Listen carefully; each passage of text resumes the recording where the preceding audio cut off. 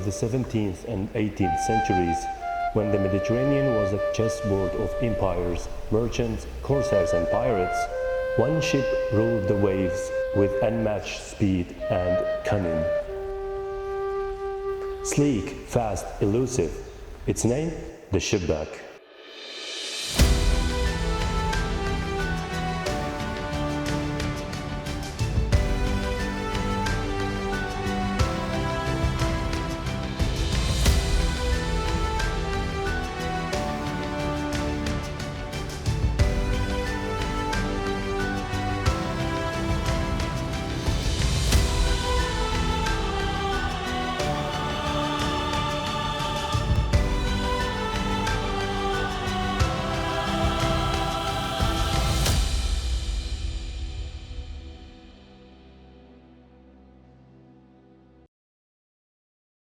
Known to the Ottomans and the Maghrebis as Chebec, it was the scourge of many, a merchant's dream and the pride of Barbary Corsairs.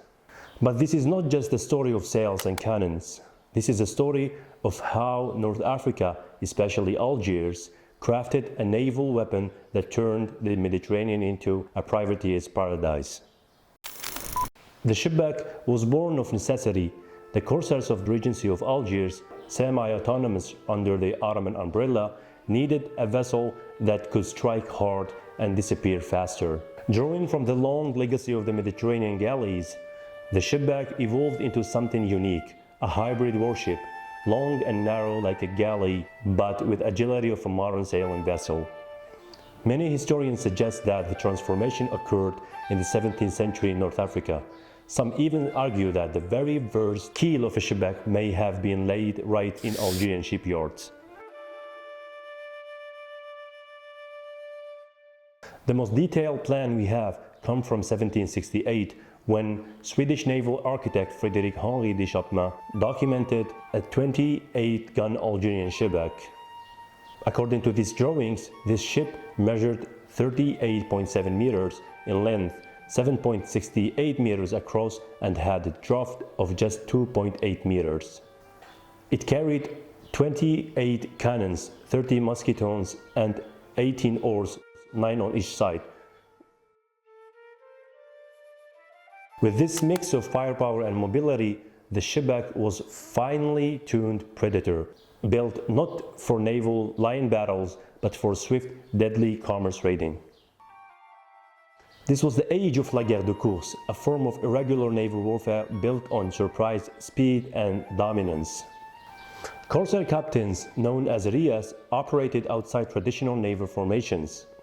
They concealed their ships in rocky shores, lying in wait along major maritime trade routes. Their aim? To pounce on enemy merchant ships with speed and overwhelming manpower. Once they struck, they relied on numerical superiority, not brute force. The Chebec's ability to carry up to 450 men made boarding action swift and brutal.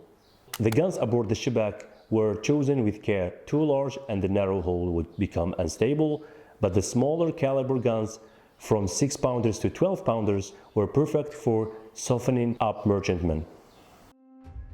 However, the real weapon was the boarding party. Once the enemy was disoriented, the Corsairs closed in. The ship's size also meant it had limited storage and range, necessitating operations close to friendly shores and harbors. By mid-18th century, the Chebec was evolving again. Historical records tell of ocean-going Chebecs rigged with square sails or hybrid configurations, known in Algeria as brigantine, in Spain as Xebec redondo, and in France as Chebec grille à la polacre. These ships ventured beyond the Mediterranean. One such Chebec, armed with 34 guns, captured a Danish vessel off Lisbon in 1769.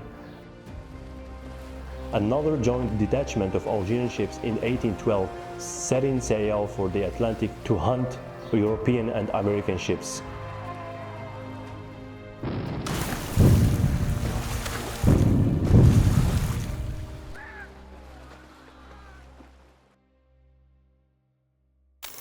The Chebec had grown beyond its coastal origins. It had become a global raider. Today, the Chebec lives again. Thanks to the work of Amin Rahati, an Algerian naval engineer, a scaled replica of this historic ship has been built plank by plank. It is a tribute to the maritime heritage of a region too often written out of naval history. It is a reminder that naval innovation did not flow only from London, Genoa, or Seville. Sometimes it came from Algiers, from the corsairs who rewrote the rules of maritime warfare, and from the slender shadows of the Chebec.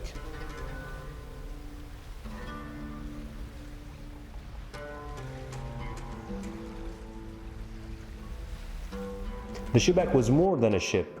It was a statement of resistance, of innovation, of a world where the balance of power on the sea was not always tipped in favor of empire.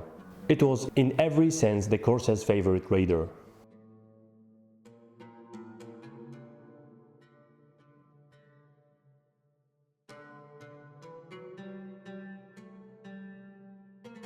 If you enjoyed this episode, don't forget to like, share and subscribe, and let us know in the comments which topic you would like to see in the future.